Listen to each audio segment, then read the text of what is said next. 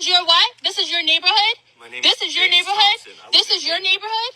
Is this your neighborhood? You said this was your neighborhood, correct? Where do you live?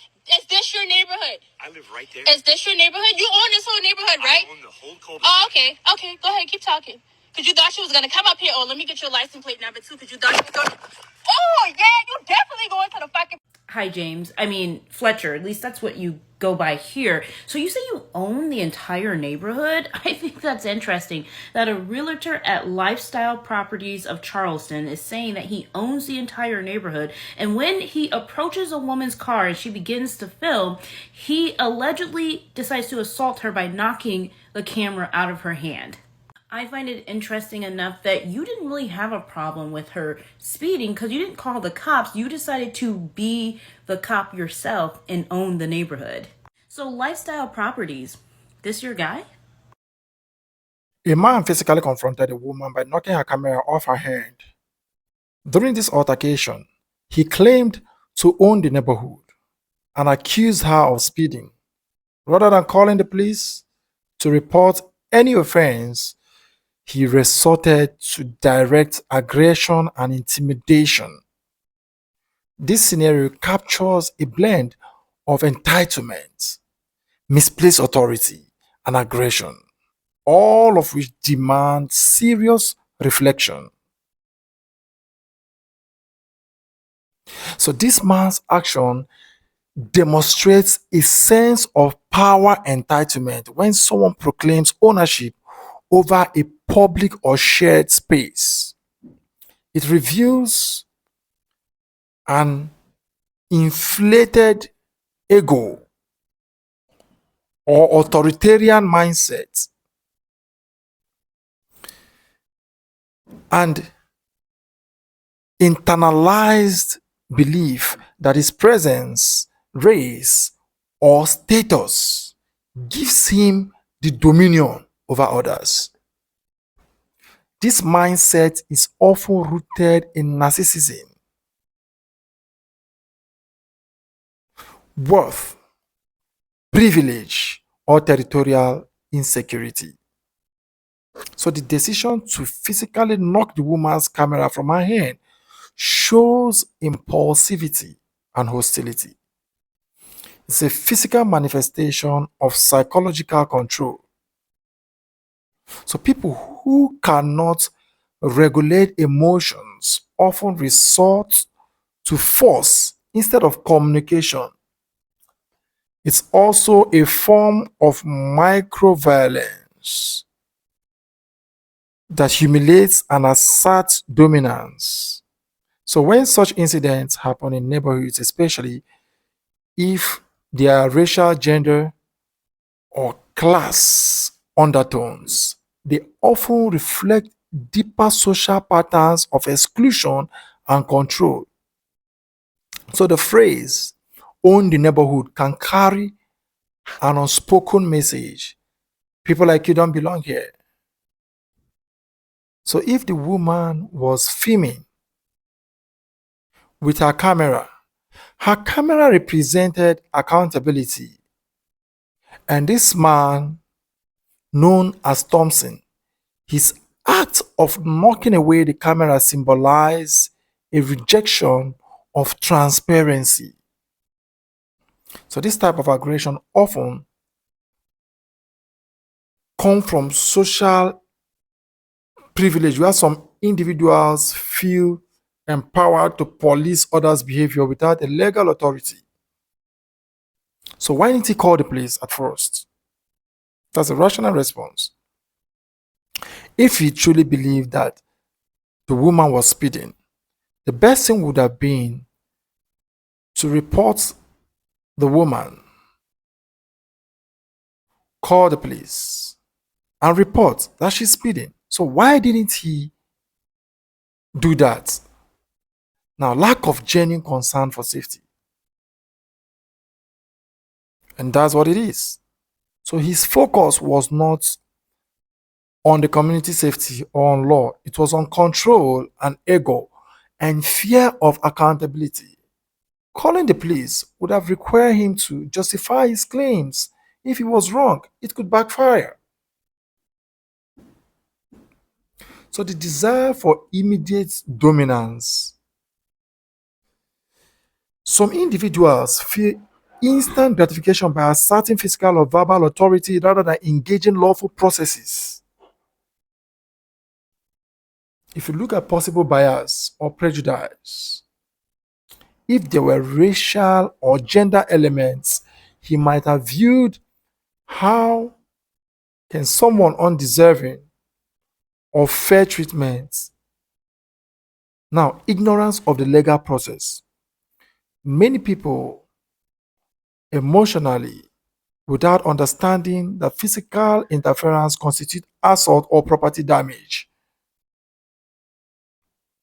So if you look at the legal implication, legally, knocking a camera off from someone's hand is an assault and it's a property interference. So even if there is no visible injury that occurred, it counts as unlawful physical contact and destruction of one's property. The woman would be within her rights and she can file a police report for assault or harassment. So that's what she will do. So she can also present a video evidence if there is anything that happens.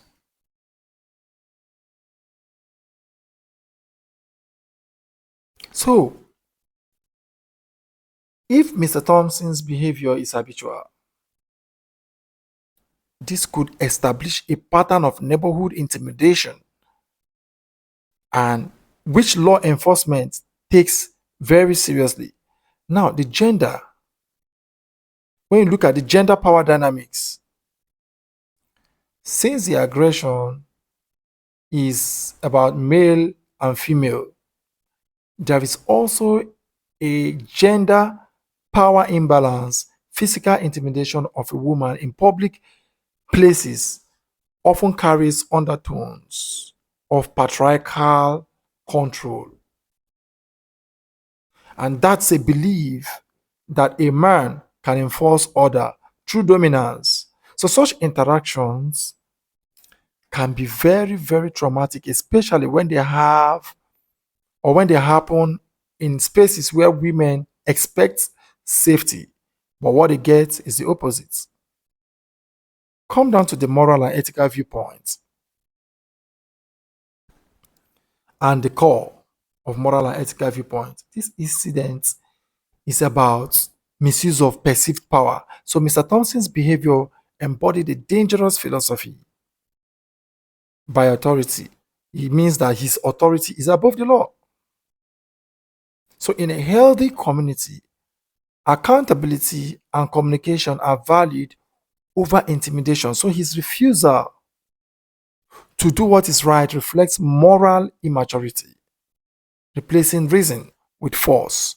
So the woman, by contrast, represents a principle of civil accountability using documentation, like her camera, to protect herself and record truth.